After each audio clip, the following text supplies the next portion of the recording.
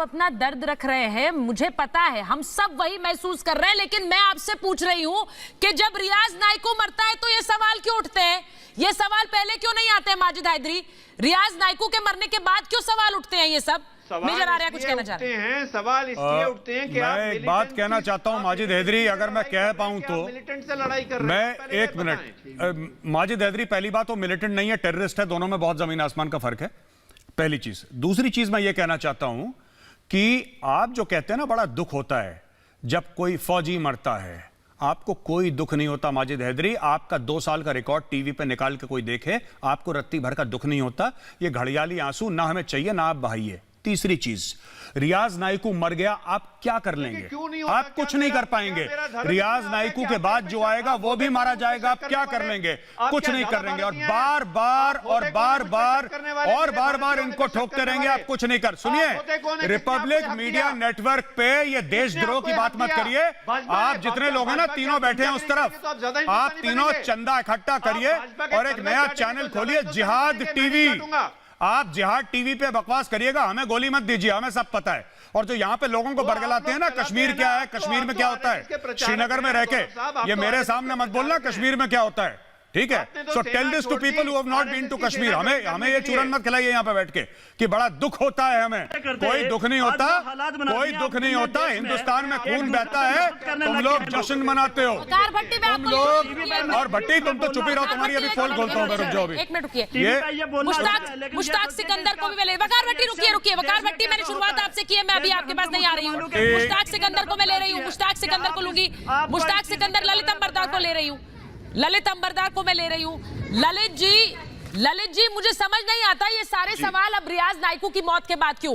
Corona काल हो या कोई भी काल हो, आतंक का तो अंत इसी तरह से होगा, चाहे दूसरा नंबर हो, तीसरा नंबर हो, चौथा नंबर हो, आएंगे तो जाएंगे। देखिए कितना बड़ी हिंदुस्तान के सामने जो चैलेंजेस है। आज की तारीख में पूरा सिविलाइज वर्ल्ड कोरोना के खिलाफ जंग लड़ रहा है और हमारे ऊपर डबल मुसीबत है। हम कोरोना से भी लड़ रहे हैं और पाकिस्तान से छूटे हुआ जो कश्मीर जहाज, जो कश्मीर के अंदर 30 साल से हिंदुस्तान को ब्लीड कर रहा है। 30 साल पहले कश्मीरी हिंदू का जेनोसाइड हुआ, नरसंहार हुआ, उनको मारने वाले आज तक एक भी आतंकवादी, एक भी जिहादी नहीं पकड़ा गया। वो लोग खुले घूम रहे हैं, स्टेक होल्डर्स हैं, वो भी है। और तीसरा, हमारे जो इन जिहादियों का समर्थन करने वाले जो दिल्ली में बैठे हुए हैं, जैसे कल पुलित्जर प्राइज मिल गया और हमारे पार्लियामेंट में बैठे हुए लोगों ने उनको बधाई दी, ठीक है? तो ये 3 फ्रंट की जो जंग है, हिंदुस्तान को झेलनी पड़ेगी। और मुझे खुली बड़ा इत्मीनान है कि हमारे फौजी वहां पर तैयार है। लेकिन ये मत भूलिए कि आपने सोचा था कि कोरोना की जंग शुरू हो गई तो पाकिस्तान अपना कश्मीर जो बंद करेगा, नहीं। पिछले 1 महीने सही कह रहे थे, कोई अभी बता रहे थे, 1 महीने के अंदर जितना कत्लेआम कश्मीर में अंदर कश्मीरी जिहादियों ने किया है, बहुत बड़ी बात है। 5 हमारे इतने सैनिक मारे गए हैं। और देखिए दुर्बल क्या बात है, उनकी चिता के जो उनके जो चिता अभी ठंडी नहीं हुई थी और उस कश्मीर के पुलिस कर्मचारी की उसकी कब्र अभी गीली है। तो कल उन्होंने पुलित्जर का जश्न मना दिया और ये लोग कह रहे हैं कि हमें कश्मीर के अंदर जो खून रेजी चल रही है उसमें तकलीफ है। ये घड़ियाली आंसू है। मैं समझता हूं कि हिंदुस्तान की फौज को पॉलिटिकल विल, रविंदर रैना, आपके लिए टेस्ट है। ये जो जिहादी आज मारा गया, आप गलती से भी इसकी लाश पब्लिक को मत दीजिएगा, क्योंकि आज तक आपकी जो रवायात चल रही थी, अभी 1 महीना पहले आपने सोपोर में भी किया था, कोरोना के होते हुए आपने जिहादी की लाश पब्लिक में दी थी। आपने बहुत बड़ा खतरा मोल लिया था, ना कि कोरोना की वजह से।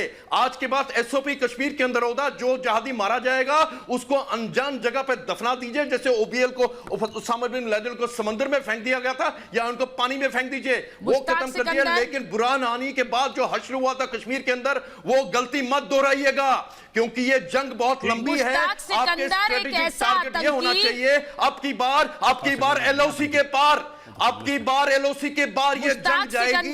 आपको पीओके को मैं मुश्ताक सिकंदर पर जा रही हूँ एक बार।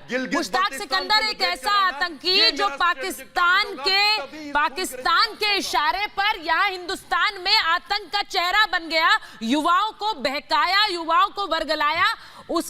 उसकी मौत पर आज क्यों ना एक साथ खड़ा हो हिंदुस्तान? मुश्ताक सिकंदर किस तरफ खड़े? हम हमेशा इंसानियत के साथ ही खड़े हैं। हम तो वर्स्ट विक्टिम थे इस वायलेंस के। यहाँ पर सिर्फ मिलिटेंट नहीं मरता है, पुलिस वाला नहीं मरता, आर्मी वाला नहीं मरता है, सर मिलिटेंट नहीं, पहले ही मेजर आर्या ने कहा वो टेररिस्ट है, टेररिस्ट। याद रखिए इस बात को, समाधान हो। टेररिस्ट है, टेररिस्ट, आतंकी। के जरिए जिस तरीके से वाजपेयी जी ने किया था, आतंकवादी को आतंकवादी कहने का जिगरा रखिए। यहाँ पर इंटरनेट बंद है। अभी रियाज नाइक को मारा गया, यहाँ पर मोबाइल सेलुलर नेटवर्क नहीं चल कौन रहा है। किसको मारा गया? रियाज भाई। आप क्या मुश्ताक सिकंदर, एक मिनट, ह्यूमन राइट्स वायलेशन, एक मिनट। अरे ये इनकी औकात है। मुश्ताक रियाज इनका भाई है। मुश्ताक सिकंदर, रियाज आपका भाई। मुझे हैरानगी नहीं है। रियाज आपका भाई है। गिलानी इनका बाप है। रियाज आपका भाई है। गिलानी इनका अब्बू है। मुश्ताक सिकंदर है। भाई कौन है? रियाज आपका भाई है। ये इनकी औकात है। क्या बोल रहे हैं आप? कहते हैं कि हमें आंसू बहा रहे हैं आप बैठकर आज। खिलाफ बोलते हैं। आप आंसू बहा रहे हैं बैठकर। आपको आपका काम ही कौन रियाज? कौन रियाज? आतंकवादी। कौन रियाज? रियाज कौन है? मुश्ताक सिकंदर छोटा सा सवाल कौन है? रियाज नाइकू कौन है? के नेशनल टेलीविजन कौन है रियाज नाइकू? पहले मुश्ताक सिकंदर जवाब देंगे। कौन है रियाज नाइकू? रियाज नाइकू, रियाज भाई, आपकी हिम्मत कैसे हो रही है रियाज भाई कहने की? कौन है रियाज नाइकू? कौन है रियाज नाइकू? अरे ये हिम्मत नहीं है, ये कौन है? ये असलियत। बोलिए ना मुश्ताक सिकंदर। कश्मीर के आजकल के समाज। एक मिनट ललित जी, जरा बोले, बोलती बंद है क्या इनकी अब? कौन है रियाज नाइकू? कश्मीरी था। कौन है रियाज नाइकू? उसकी सिर्फ एक पहचान है, आतंकवादी। कश्मीरी कहकर कश्मीरियों का अपमान मत करिए आप। कश्मीरी कहकर आप कश्मीरियों का अपमान कर रहे हैं।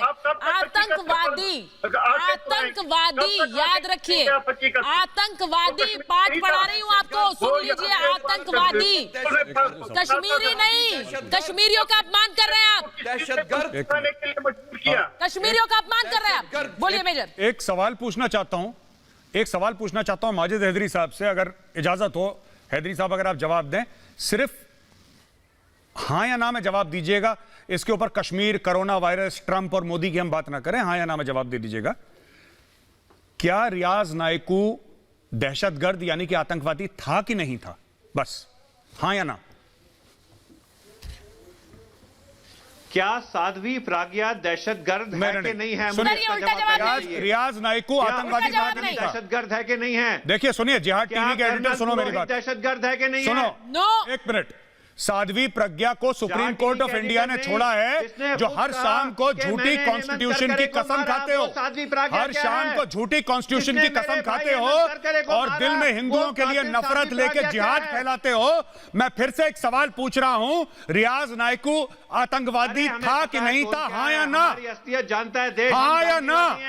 हाँ या ना? की रियाज नाइकू आतंकवादी था? हाँ या ना? हाँ या ना? पहले मुझे नहीं, पहले नहीं, पहले मेरे सवाल का जवाब दो, तब मैं बोलूंगा।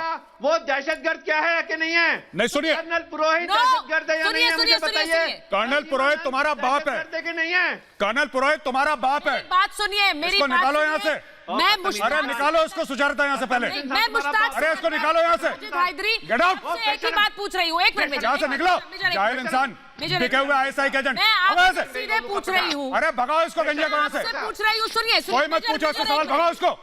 इसने कैसे कर्नल पुरोहित का नाम लिया? अरे भागो यहाँ से। लश्कर तैयबा के कमांडर, भागो यहाँ से। माजिद हैदरी, भागो लश्कर के कमांडर यहाँ से, भागो, वरना वहीं पे आके ठोकूंगा। इसने कर्नल पुरोहित का नाम कैसे लिया? कैसे इसकी गंदी जबान से एक आर्मी अफसर का नाम आया? जाहिल कहीं का। मैं एक चीज सीधे पूछ, रियाज नाइकू का बड़ा भाई। मेजर, मैं आरएसएन पर जा रही हूँ, आरएसएन सिंह पर जा रही हूँ। मैं माजिद हैदरी उठकर चले गए हैं, लेकिन माजिद हैदरी सवाल बना हुआ है। सवाल बना हुआ है। रियाज नाइकू कौन है? माजिद हैदरी से वो सवाल पूछा, सीधा सवाल है। माजिद हैदरी उठकर चले गए। अरे भाई, ऐसा क्या सवाल पूछ लिया? रियाज नाइकू कौन है? देश के लिए सिर्फ दहशतगर्द और आतंकी। सुचिता, यही वजह है। अरे ये तो गिलानी को अब्बू बोलते हैं, जो कश्मीर की जहाद का अमीर है, पाकिस्तान का तटपुंजिया है कश्मीर के अंदर, उसको अब्बू बोलते हैं।